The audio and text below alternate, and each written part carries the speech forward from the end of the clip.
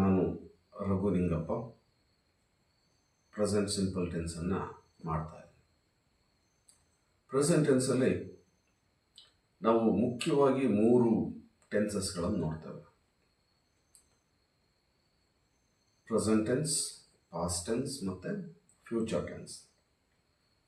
ಆ ಪ್ರೆಸೆಂಟ್ ಟೆನ್ಸಲ್ಲಿ ನಮಗೆ 4 ವಿಭಾಗಗಳನ್ನು ನೋಡ್ತೇವೆ.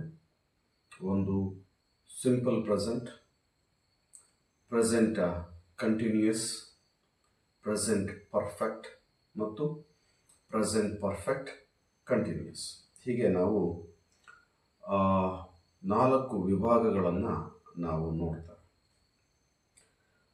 ಈ ಪ್ರೆಸೆಂಟ್ ಸಿಂಪಲ್ ಮತ್ತು ಪ್ರೆಸೆಂಟ್ ಕಂಟಿನ್ಯೂಸ್ ಅಲ್ಲಿ ಇರ್ತಕ್ಕಂಥ ಮುಖ್ಯವಾಗಿರ್ತಕ್ಕಂಥ ವ್ಯತ್ಯಾಸ ಏನು?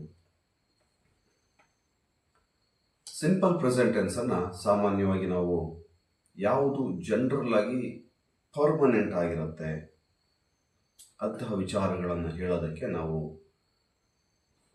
ಸಿಂಪಲ್ ಪ್ರೆಸೆಂಟ್ ಟೆನ್ಸನ್ನು ಬಳಸ್ತೇವೆ.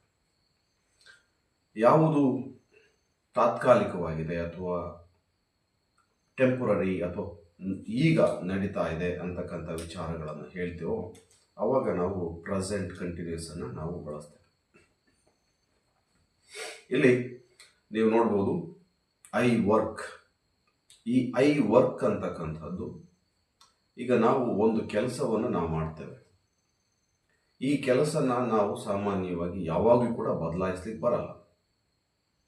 ಹಾಗಾಗಿ ಅದು ಏನಾಗುತ್ತೆ ಅಂದರೆ ಸಾಮಾನ್ಯ ಪರ್ಮನೆಂಟ್ ಆಗಿರುತ್ತೆ ಅಂತ. ಜನರಲ್ ಆಗಿ ಹೇಳಬೇಕಾದ್ರೆ ಅದು ಪರ್ಮನೆಂಟ್ ಆಗಿರುತ್ತೆ.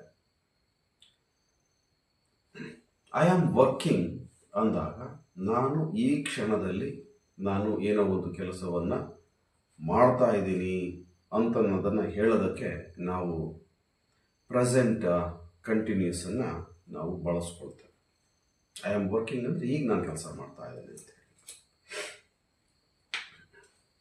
ಈಗ ಸಿಂಪಲ್ ಪ್ರೆಸೆಂಟ್ ಟೆನ್ಸನ್ನು ಯಾವ ಸಂದರ್ಭದಲ್ಲಿ ನಾವು ಬಳಸ್ತೇವೆ ಅಂದಾಗ,